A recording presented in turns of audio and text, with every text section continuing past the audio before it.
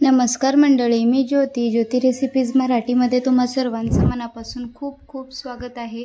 तर आज आपण झटपट मोदक बनवणार आहोत। लहान मुलांच्या आवडीचे असे मोदक आहेत हे। गणपती बाप्पाच्या पाया पडायला आलेल्या मुलांना वगैरे हातावर असा मोदक ठेवला तर खूप खुश होतील। ते पण विसर्जनाला वगैरे असे झटपट मोदक बनवू शकताय। तर इथे मी 10 रुपयाचे ओरिओ बिस्किट घेतलेले आहेत 5 आणि 2 डेअरी मिल्क 10 रुपयाचे 2 डेअरी मिल्क घेतलेले आहेत। आता आपण बिस्किट काढून घेऊया पुड्यामधले सगळेच। बिस्किट आता आपले काढून झालेले आहेत। आता जे मधलं क्रीम आहे आपण ते काढून घेणार आहोत। चाकूच्या साहाय्याने कशानेही काढून घेऊ शकताय। सगळ्याच बिस्किटांचे असे मधले क्रीम काढून घ्यायचे आहेत आपल्याला। बघू शकताय सगळे क्रीम आता बिस्किटांचे काढून झालेले आहेत। आता आपण एक मिक्सरचं जार घेणार आहेत। मी सगळ्यात छोटं जार घेतलेलं आहे आणि त्याच्यामध्ये तोडून बिस्किट टाकून देणार आहोत आपण।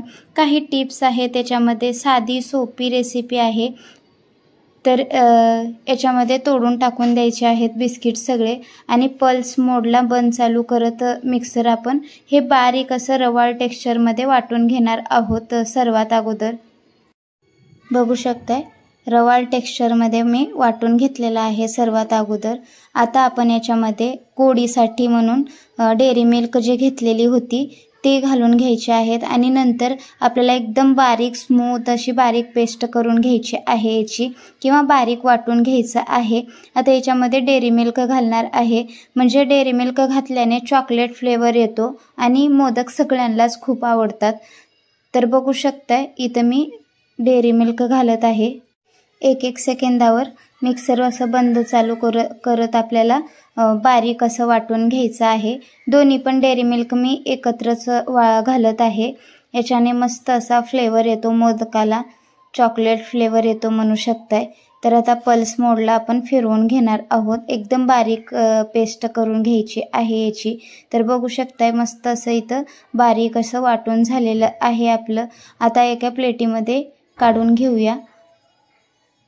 आता इथं सध्याला तुम्हाला कोरडं दिसत असेल सगळं मिश्रण, पण इथं मी दुधाचा वापर केलेला आहे।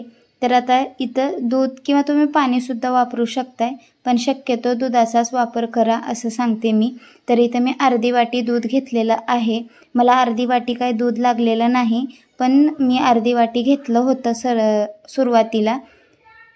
तर पाव वाटी मला दूध लागलेलं आहे, पुढं चालून मी दाखवणारच आहे। आता स्मूथ अशी जसं आपण पिठाचा गोळा मळतो गव्हाच्या चपातीसाठी, तसं आपल्याला हे मळून घ्यायचं आहे म्हणू शकताय, किंवा एकजीव करून घ्यायचं आहे मिश्रण म्हणू शकताय।